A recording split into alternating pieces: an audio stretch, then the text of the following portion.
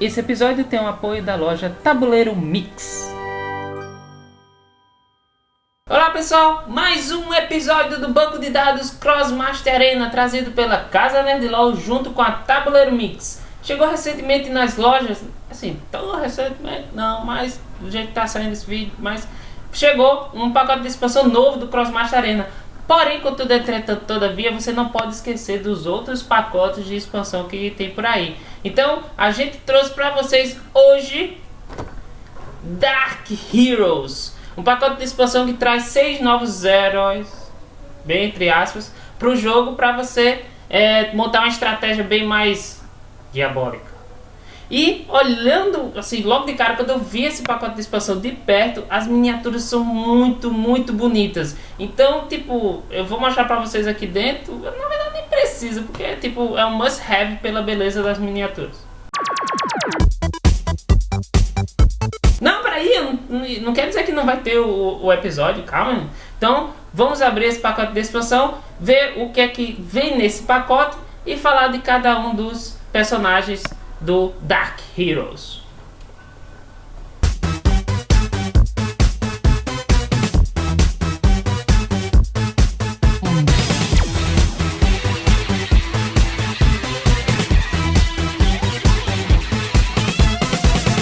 O pacote de expansão do Dark Heroes vem com 6 miniaturas compatíveis com o jogo Crossmaster Arena, vem com marcadores de invocações para alguns dos personagens que necessitam, né? Carniçais, corvos e prole de catar, marcadores para o próprio jogo e até mesmo uma tumba, que eu acho que é do vampiro, e cartas de personagens dos próprios personagens aqui. Vamos dar uma olhada em cada um desses personagens, analisá-los para depois falar em geral sobre o pacote de expansão. Então, como sempre, primeiro vamos falar sobre as miniaturas. Esse aqui é o Vlad Sombrio. É uma miniatura muito bacana, muito bonita. Ele tem tipo uma transparência junto com esse fogo, então o cabelinho também. Mas o mais interessante dessa miniatura, que eu não tenho coragem de fazer agora, mas tenho certeza que isso acontece, que eu apertei tão forte que eu não quero tirar. Mas enfim, essa mini, ela sai. Essa aqui é a parte de cima, essa aqui é a parte de baixo. Então, ela é uma mini que se acopla em outra mini, que é esta aqui, ó, que está aqui na caixa. Ele vem com a montaria. Na verdade, ele não vem com a montaria. Ele pode se acoplar nessa montaria, que eu acredito que deve ser alguma montaria especial, alguma montaria de promo, essas coisas. Não sei se vem em outra temporada. Então, quem souber, fala aí nos comentários, ok? Então, a miniatura é muito bacana, eu gostei mesmo dela. Bem bonita. E aqui está a ficha do Vlad Sombrio. Ele tem 7 de iniciativa, 3 pontos de movimento, 10 pontos de vida e 6 pontos de ação. Apenas 2 galardeões da glória que ele dá. E ele tem a espada do Vlad, mais 1 de movimento, roubo de vida. E por 3 de ação e 1 de dano de fogo. Ele pode fazer também o choque de chamas, que é quando é azul, é uma vez por turno. E alvos múltiplos, mais 1 de fogo por alvo aliado. E dá 1 de dano de fogo. O que é alvos múltiplos? Você pode atingir várias pessoas ao mesmo tempo. É assim, se tiver alguém próximo que possa ser alvo desse ataque, ele vai levar esse ataque. Então é com mais 1 de dano de fogo por alvo aliado. Ou seja, se você atingir um alvo aliado, aquele dano vai dar mais 1 de fogo. Eu não me lembro se é mais 1 para o alvo aliado ou para o dano em geral. Eu vi que geralmente os alvos aliados é que levavam mais dano. Mas enfim, ele tem crítico, ou seja, pode jogar 2 dados para quando vai atacar, e tem o iopismo. No início do combate, cada Crossmaster aliado sofre 2 de dano. Esse cara, ele é muito esquentadinho, então ele pega fogo em todo mundo que estiver próximo. Então, ter esse personagem com outros personagens que curam para já compensar esse dano sofrido da galera já é uma boa. Ou então ter personagens que se beneficiam de levar dano, então para já fazer um estrago no começo. Por 2 só de galardeões, ele tem uns status muito bacanas e bem mortíferos. Então temos o Catar, esse cara aqui parece um piratinha. Ele a miniatura dele é bacana, ela tem vários detalhes legais. Tem a espada, ó, também aquelas espadas com olho, que nem aquele outro personagem que eu esqueci o nome, mas da crofaria do Tofu. E ela é legal, ele parece um japa também, ele parece muita coisa. Mas enfim, de todas as miniaturas eu acho que essa aqui é a menos me chamou a atenção, mas ele tem seus detalhes legais. E o personagem é que chama a atenção, ele é bem legal. Ele tem uns poderes que dão vida para ele no jogo, né? Então tá aqui o personagem, a imagem.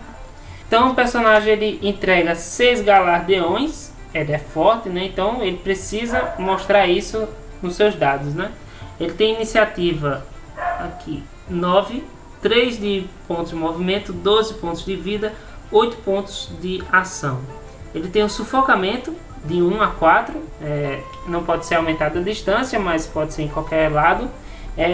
Ele leva 1 de dano e para usar precisa gastar 7 pontos de ação, dá 3 de dano verde. De terra, né? Ele tem o espada estripadora, adjacente, mais 1 do elemento água a cada 10 pontos de vida em Catar. Tipo, se ele tiver 20 pontos de vida, vai aumentar mais 2 de dano de água. E para ele usar, ele leva 1 de dano e gasta 4 pontos de ação para dar 1 de dano de água. Tentáculos negros atrai o alvo por 3 casas. Roubo de vida. Roubo de vida é aquele negócio, né? O dano que você der no seu oponente é o que você restaura. Ele pode usar uma vez por turno, de 1 a 4, em reto, né? Em retas. Gasta apenas 2 PA, dá 2 de dano de ar. E por último ele tem regurgitação. É adjacente, coloca um rebento de Catar, que no marcador ficou prole de Catar, em jogo. Ele leva 3 de dano e dá mais, tem que gastar 4 pontos de ação.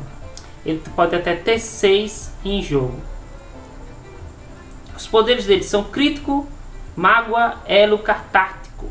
Mágoa, no início do combate, Catar ganha mais 4 pontos de ação. Então, naquele primeiro turno dele, ele vai ter mais 4 pontos de ação para fazer a festa. Geralmente, é usado para criar logo os tentáculos, para ele já ficar com muitos pontos de vida, apesar dele levar 3 de dano. Mas você vai ver mais tarde como é que é esse combo. Ou é feito para ele caçar moedas. Então, mas como é isso? Esse hélio catártico. Catar aumenta sua vida característica 4 pontos para cada rebento de Catar aliado em jogo. Ou seja, quando ele cria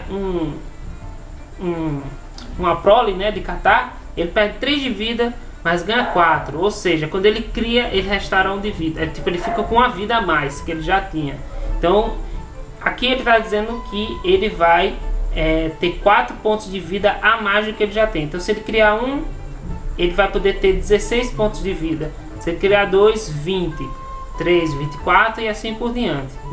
Ele aumenta o seu limite máximo de vida. Então, o personagem, apesar de a maioria de seus ataques tirarem vida dele, se ele criar as suas proles, ele vai ficar com muitos pontos de vida. E quem é sua prole? São esses marcadores aqui, certo? A prole de Catar. Perceba que eles ficam no lugar. Ou seja, você tem que saber onde você vai plantar essa prole para pelo menos servir de alguma coisa. Assim, se você for da tática que só quer aumentar os pontos de vida de Catar desde o começo, então você deixa lá atrás em fileira só para deixar Catar com muito ponto de vida e pronto, acabou a história. Mas se você quiser usá-la também para atrapalhar os outros jogadores, ela tem roubo de vida, agarrar, de 1 a 3 em reta, né? Então ela, quando dá dano, o dano que ela der, ela restaura. Você pode fazer outra coisa, colocando a prole de catar em um lugar específico do mapa, você pode usar como restauração para o próprio catar. Tipo, ele tá lutando, não consegui, ah meu Deus, eu tô morrendo. Volto, bato no meu próprio tentáculo para restaurar a vida que eu bati no tentáculo. Então eles também servem como lugares de restauração. Só tomar cuidado para não matar o tentáculo, porque quando o tentáculo sair de jogo, o catar perde 4 de vida, porque eles aumentam 4 de vida máximo dele quando eles estão, né, para cada um. E temos o Corvo Negro presente em alguns times online. A galera gosta de usar ele. A miniatura é muito bacana. Aqui tá a espada de ferro, a cabeça dele, ó, né? Cheio de detalhes legais. Olha a asinha de corvo dele aqui. Ó. Esse aqui é o rabo dele, muito legal a miniatura. Bem detalhada e bem pintada. Então temos o Corvo Negro. Ele é 4 galardeões, 4 de iniciativa, 4 pontos de movimento, 10 pontos de vida e 7 PA. Ele tem a ponta sombria de 1 a 2, reta, zona agulha, perfura armadura. 3 de pontos de ação, 3 de pontos de ação e 1 de dano de água. Então quem tiver na zona agulha vai levar esse perfura armadura, que diminui em 1 a jogada de dado para defesa, né, de armadura dos oponentes. Ele tem o mergulho do Korvoc, ele pode ter até 3 Korvocs, de 1 a 4 de distância, sem aumento do alcance. Pode causar dano, porque é 0 de ar. E é o seguinte, coloca um Korvoc em jogo em uma casa livre adjacente a um personagem adversário visado. Então ele marca o personagem que quer receber, que ele quer aplicar esse dano, e aí depois disso você vai colocar um marcador de Korvoc em um local adjacente àquele personagem. Ele pode usar o voo do Corvo Negro, uma vez por partida, um PA, né, para gastar. O Corvo Negro ganha imediatamente 3 pontos de movimento. O Corvo Negro não pode ser bloqueado neste turno.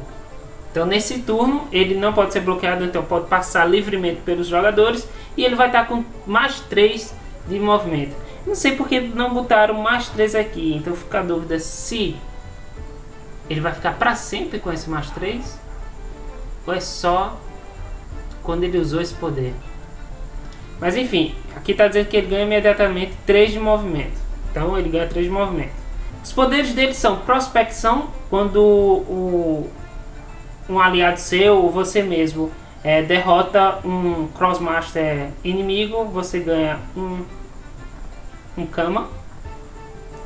Armadura, você joga 2 dados para se defender de golpes. E a risada do Corvo Negro. No início do combate, cada Crossmaster adversário sofre menos 1 de PA. Além disso, cada Crossmaster adversário nível 6 ou mais ou maior sofre menos 1 de pontos de movimento e menos 1 de distância. Então naquele primeiro turno deles, eles vão jogar com menos 1 de PA, e quem tiver 6 com menos 1 de movimento e menos 1 de seus ataques à distância. E para vocês verem, aqui está o marcador do Korvoc. 4 pontos de movimento, 2 de vida e 5 PA. Por 4 PA ele faz o emplumado de 1 a 2 de distância, reto, atrai o alvo a uma casa e aplica 1 de dano de ar. Ele é pequitito, ou seja, ele não causa bloqueio, nem pode ser bloqueado, e ele não atrapalha a linha de visão. E ele tem um saque, se ele morrer ele vai conferir ao seu oponente. Se o oponente matar esse bichinho, o oponente vai ganhar um Kama. E aqui temos um chefão. Os chefões são poderosos. Esse aqui é o Vampiro. Bem estiloso ele, com esse anelzinho aqui. Bem bonitinho. Bacana. Tipo meio névoa a parte de baixo dele aqui. E ele é um chefe. Todos os personagens são dourados, todos desse pacote, ou seja, só pode haver um desse personagem. Então só pode haver um vampiro, não pode ter 2 vampiros em um time que usa já um vampiro. Mas o chefe é diferente. Chefe você só pode ter um chefe por time. Ou seja, se o vampiro for um chefe e o corvo, eu acho que o corvo já é um chefe também, você não pode ter um time com o corvo e com o vampiro, porque os dois são chefes. Ele tem 8 de iniciativa, 4 pontos de movimento, 10 pontos de vida e 7 pontos de ação. Ele é 5 galardeões, mais baratinho. Ventos sombrios, ele dá menos 2 de distância nos ataques, nos feitiços dos Crossmasters que forem alvo. Gasta 6 para fazer isso, dá 3 de dano de ar. E é de 1 a 4 de distância com o ataque em reta. Tem o ataque adjacente, que é o Vampiranquilose, empurra 3 quando o personagem leva o dano. Não leva o dano, mas quando faz o ataque, empurra o personagem 3 casas para trás. 3 pontos de ação para fazer isso, é 0 e do fogo. Ele tem a carniçalização. Ele pode ter 4 carniçais em jogo, de 1 a 2, distância que pode ser aumentada e não precisa de linha de visão. Quando tem esse xizinho aqui, não precisa de linha de visão. Ele aplica o roubo de vida. Se o Crossmaster visado for nocauteado por este feitiço, coloque um carniçal em jogo na casa livre escolhida. Ou seja, ele dá o dano de 2, não elemental. E se esse dano, gastando 4 PA, matar o personagem Crossmaster oponente, ele tipo transforma aquele personagem naquele marcador de carniçal. Então, para você, né? Resistência a ar e fogo, então ele leva menos 1 dado. Não, menos 1 de dano. Ele leva menos 1 de dano nos ataques feitos desse tipo. Ele tem o estilo Crow e o amor cego. Estilo Crow, no início do combate, coloca um carniçal em jogo em cada casa livre adjacente ao vampiro. Ou seja, se você botar ele num lugar onde ele já fica com 4 espaços adjacentes livres dele, ele já começa com 4 carniçais, o que já é algo bem poderoso, né? O amor cego é o seguinte: cada vez que um tofu infligir pelo menos 1 ponto de vida ao vampiro, o vampiro sofre menos 3 pontos de movimento e menos 3 pontos de ação. Então deve ter uma história muito engraçada sobre como esse vampiro deve gostar de tofus. É bem estranho, mas deve ser o alho dele ou a estaca dele, né? Para essa versão de vampiro do Crossmaster. Vampiro. E não esquecer dos marcadores, né? Aqui está o carniçal. Ele tem 2 de movimento, 4 de vida, 4 pontos de ação. Vai deixar eu ver? Vai deixar o pessoal ver? Tem a mordida, que é um ataque adjacente, 4 PA, dá 2 de dano considerável. De terra, ele é estorvo, ele tem o bloqueio e o saque. Quando ele é morto, você ganha 1 cama. Temos o Crisograsso. A miniatura dele é muito bacana, é como se fosse um jogador de algum esporte que usa papatudos como bola. Ele tem um visual bem bacana, um rosto bem bonito, bem esculpido. As cores estão bem aplicadas, o cabelo dele estão bem detalhado. Um vilão esportista e radical. Ele é 3 galardeões, tem 7 de iniciativa, 4 pontos de movimento, 10 pontos de vida, 6 pontos de ação. Ele tem o deslizamento controlado, 3 PA para usar, 1 de dano de terra. De 1 a 2 não pode aumentar essa distância e é reto. Chega uma casa mais perto, empurra o papabolista visado por uma casa. Então, se ele conseguir dar o deslize, bate no cara e o cara anda 1 para trás. Ele tem o fraude, ele tem a distância de 1 a 3, 3 PA, 1 de dano de terra. O Crossmaster adversário visado perde todos os seus poderes até o fim do turno. Pelo que entendi, o roxinho quer dizer que você pode usar esse poder normal, assim, você pode usar esse poder mais de uma vez por turno, porém tem que ser em personagens diferentes. Ele tem um poder de bloqueio, acredito piamente que é ser difícil de sair dele, né? Ele joga 2 dados para segurar a pessoa que está tentando sair dele. Trapaceiro, inverterado, no início do combate, Cris o Crasso ganha mais 1 de ponto de movimento e mais 3 pontos de ação. Então você usa, logo no início do combate você vai ter essas habilidades aumentadas, né? Então você tem que usar naquela vez, porque no próximo turno você não vai ter esse aumento de novo. E temos o Jiao, esse monstrão gigante aqui, feioso, no bom sentido, porque a miniatura dele é muito legal, muito fortona, muito gigantona, bem intimidadora, mas é muito engraçado porque esse gigantão e tal é um cara de um galardeão. Ele virou um chefe nessa última atualização da lista de chefes. Tem 4 de iniciativa, 3 pontos de movimento, 6 pontos de vida, 5 pontos de ação. Ele tem um ataque adjacente, que é o humor negro, gasta 5 PA dele, 1 de dano não elemental. Troque as feridas de Jiao com um do personagem adversário visado. Ou seja, se o Jiao tiver já 3 pontos de vida, tipo assim, 3 gotinhas de dano, quando ele aplicar 1 de dano na pessoa adversária, a pessoa vai receber 1 de dano normal, e aí ele vai trocar, tipo, agora eu fiquei na dúvida, isso é antes ou depois de ele bater? Tipo, ele dá 1 de dano, e aí vai, se ele tiver com 3 de dano, vai os 3 de dano pro inimigo, e ele pega as outras feridas que o inimigo tiver e coloca nele, incluindo aquele 1 que ele deu nele? Será? Ou isso é depois? Isso é antes de dar esse 1 de dano? Não sei. Mas enfim, isso pode ser legal ou não para o Jiao, né? Isso é bom para o Jiao se ele for o primeiro a dar o golpe no adversário e ele já tiver levado dano. Ou seja, ele é bom junto com o Vlad, porque ele já vai ter 2 de dano nele. Ele tem o Trotes de Descendor. No início do combate, Jiao passa a ter nível 0 até o fim da luta. Nenhum galardeão será perdido quando Jiao for derrotado e nenhuma recompensa demoníaca poderá ser colocada nele. Ou seja, você gasta 1 para colocar no seu time, mas quando ele estiver no jogo, ele não vai valer de nada para o seu oponente. Mesmo se um oponente matar e tal, ele não vai dar galardeão para o oponente. É interessante porque, né, ele vai ser um caba que pode dar trabalho para o oponente, ficar segurando a galera, mas a galera que vai se livrar dele não vai ganhar nada com isso.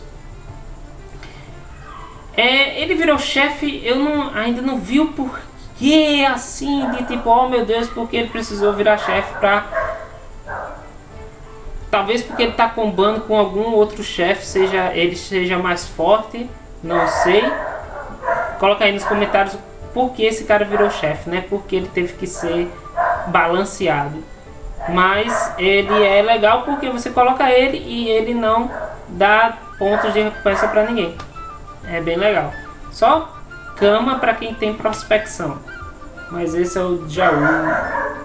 Pois bem, esse é o pacote de expansão Dark Heroes.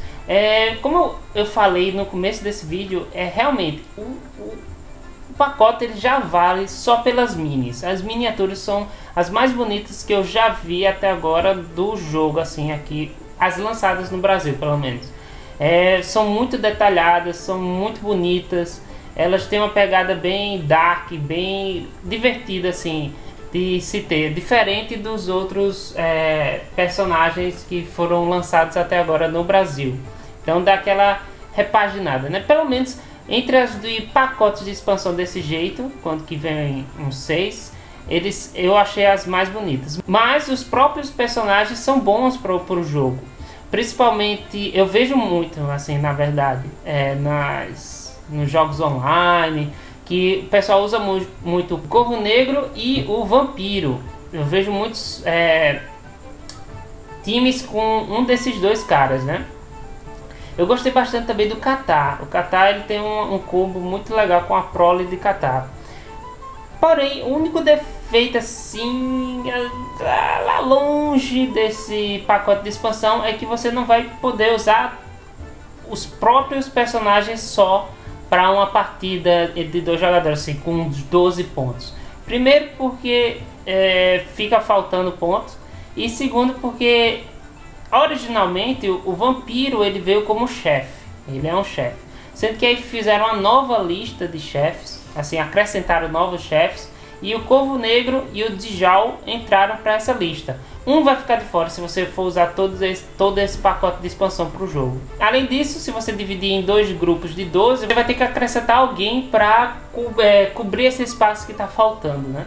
Mas, pelas miniaturas, pelos próprios personagens, o que eles trazem de diferente de estratégia, o pacote de expansão Dark Heroes vale a pena, ok? Se esse vídeo valeu a pena para você com essas estratégias, essa análise, clica em gostei, compartilhe com seus amigos e coloque aí nos comentários. Se você já tem esse Dark Heroes, como é que você usa os personagens e quais são os times que você usa e qual é a sua opinião sobre esse pacote de expansão.